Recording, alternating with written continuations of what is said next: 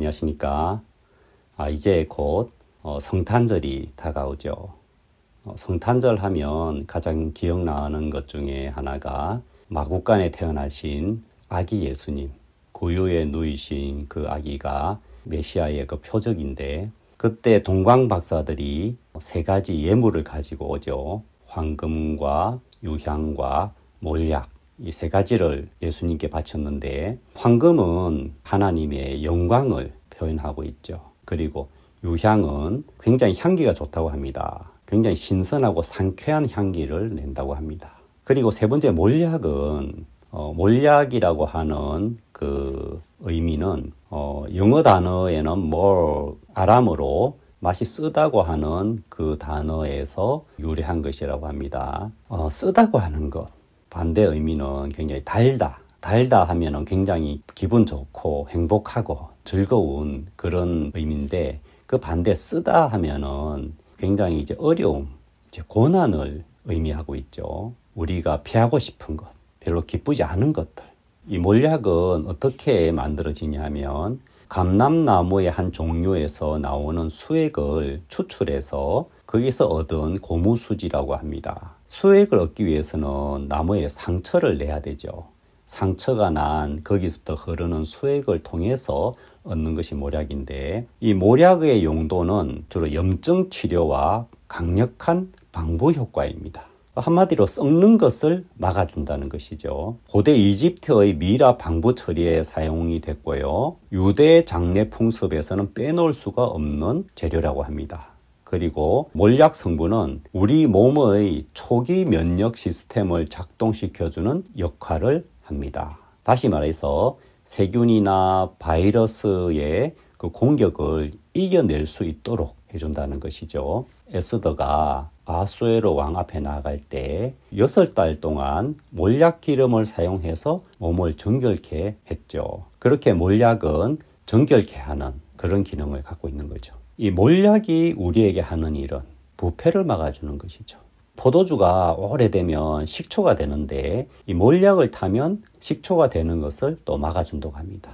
그래서 예수님이 십자가에 못 박혔을 때 그 사람들이 몰약 탄 포도주를 주는 그런 장면이 잠깐 나오죠. 자, 그러면 이 부패에 대해서 한번 생각해 보겠습니다. 이 부패라고 하는 것은 눈에 보이는 육체적인 것에만 해당되는 게 아니거든요. 성경에는 세상에서 가장 부패한 것이 우리 마음이라고 말씀하고 계십니다. 만물보다 거짓되고 심히 부패한 것은 마음이라. 누가 능히 이를 알려마는. 마음의 부패는 거짓된 것을 말하죠. 마음도 건강한 마음이 있고 썩을 대로 썩어서 망가져버린 그런 마음도 있다는 겁니다. 심하게 썩으면 형체를 알아보기 힘들 만큼 그렇게 변해버리죠. 냄새도 나고요. 거듭난 그리스도인은 그런 썩은 자신의 마음을 버리고 예수님의 깨끗한 마음을 받아들여서 그 마음을 얻은 자들이죠. 하지만 사단은 쉬지 않고 그 그리스도인의 마음을 부패시키려고 많은 일을 합니다. 뱀이 그 간궤로 이와를 미혹해 한 것 같이 너희 마음이 그리스도를 향하는 진실함과 깨끗함에서 떠나 부패할까 두려워하노라. 자, 이렇게 우리에게는 그리스도를 향하는 진실함과 깨끗함이 있어요. 그런데 거기서 떠나면 부패하는 거죠. 그리스도인의 마음이 부패해서 썩은 냄새가 나는 것, 얼마나 안타까운 일입니까? 그런데 이런 그리스도인의 마음이 부패하는 과정을 보면 일단 그 마음이 말씀과 멀어지면 그 마음이 교만해지고요. 그 교만해지면 그 마음이 부패해지고 진리를 잃어버리고 경건을 이익의 재료로 생각하게 됩니다. 누구든지 다른 교훈을 하며 바른 말, 우리 주 예수 그리스도의 말씀과 경건에 관한 교훈에 창념치 아니하면 저는 교만하여 아무것도 알지 못하고 변론과 언쟁을 좋아하는 자니 이로써 투기와 분쟁과 회방과 악한 생각이 나며 마음이 부패하여지고 진리를 잃어버려서 경건을 이익의 재료로 생각하는 자들의 다툼이 일어나느니라. 이 말씀 차근차근 따져보면요, 우리 마음이 어떻게 썩어가는지를 정확하게 표현해주고 있거든요. 이 말씀에 창념치 아니하면, 창념한다는 것은 딱 붙어 있는 걸 말하죠. 우리 마음이 이 말씀에 딱 붙어 있지 않고 거리가 멀어지기 시작하면 우리는 점점 교만해진다는 겁니다. 교만하면은 어떻게 되냐 하면은 여러 가지 과정을 통해서 마음이 부패해지고요. 그래서 진리를 잃어버리고 그 다음은요. 경건을 이익의 재료로 생각하는 자들의 다툼이 일어난다. 이 말씀 참 재미있는 말씀이거든요. 경건이라고 하는 것은 하나님에 속한 것이죠. 하나님과 가까운 마음, 하나님께로 향하는 마음인데 내가 경건하다는 것을 이익의 재료로 쓴다. 예를 들어서 우리가 믿음이 좋다, 신앙이 좋다, 겸손하다 이런 귀한 경건에 속한 그런 마음들을 가지고 나는 이렇게 겸손하니까, 나는 이렇게 믿음이 좋으니까, 나는 저 사람보다 더 나아, 나는 이렇기 때문에 이런 대접을 받아야 해, 나는 이렇기 때문에 저 사람보다 더 신앙이 낮고 더 나은 사람이야 하면서 그 경건을 가지고 자기가 더 높아지는 것에 재료로 삼는다.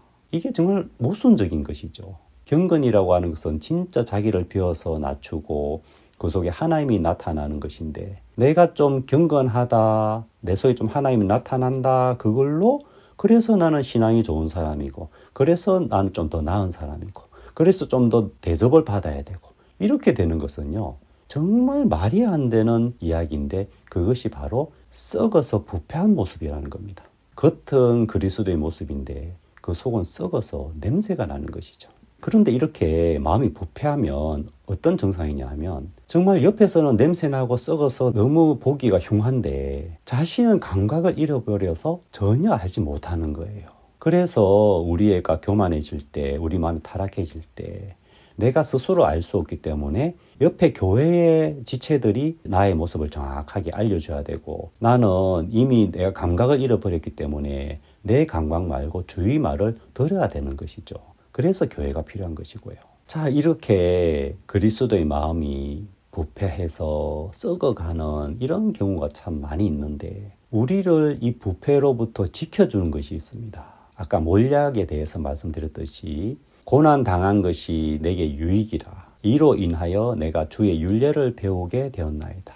자, 고난이라고 하는 것은 어렵고 우리가 그걸 싫어하지만 그 고난이 우리 영혼에 굉장히 유익이 된다는 겁니다. 모든 은혜의 하나님 곧 그리스도 안에서 너희를 부르사 자기의 영원한 영광에 들어가게 하시니가 잠깐 고난을 받은 너희를 친히 온전케 하시며 굳게 하시며 강하게 하시며 털을 견고케 하시리라. 이 고난을 통해서 우리가 온전하게 되고 굳게 되고 강하게 되고 터가 견고케 된다는 겁니다. 이렇게 보면 이 고난이 얼마나 좋은 것입니까? 내가 이제 너희를 위하여 받는 괴로움을 기뻐하고 그리스도의 남은 고난을 그의 몸된 교회를 위하여 내 육체에 채우노라. 이 말씀 참 신기한 말씀이거든요. 자, 그리스도의 남은 고난, 그 고난을 내 육체에 채운다. 남은 고난. 이것은 마치 우리 인생에 고난의 할당량이 있다는 것 아닙니까? 우리 인생에 살면서 진짜 내 마음이 견고해지고 이 부패로부터 이길 수 있는 그런 강한 마음이 되려고 하면 나는 그만큼의 고난이 채워져야 된다는 것이죠. 이 고난이 우리 마음을 강하게 하고 부패로부터 이길 수 있도록 한다면 이 고난이 쓰지만 쓴 것이 우리 마음에 유익이 되면 참 그 쓴 것이 감사할 때가 있잖아요. 우리 마음이 이 고난을 통해서 더 견고해진다면 우리에게 고난을 채우는 것이 그래 나쁜 것만은 아니겠죠. 누구나 이 고난을 좋아하는 사람은 없을 겁니다. 그런데 그리스도인에게는 이 고난 뒤에 견고한 소망의 터가 기다리고 있다는 거죠. 소망으로 가득한 그 영광스러운 터. 우리의 소망은 하나님을 믿는 믿음에 있죠.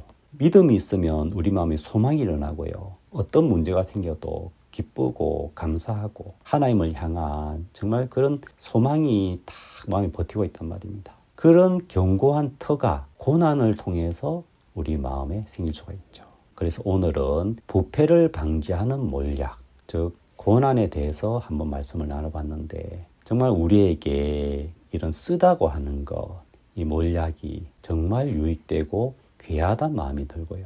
이런 우리를 향한 고난을 통한 그 하나님의 섭리, 그 속에 그런 그 하나의 마음을 발견한다면 우리에게 닥치는 고난이 그렇게 싫은 것만 아니고 그 속에서 감사와 소망을 발견하게 될 줄 믿습니다.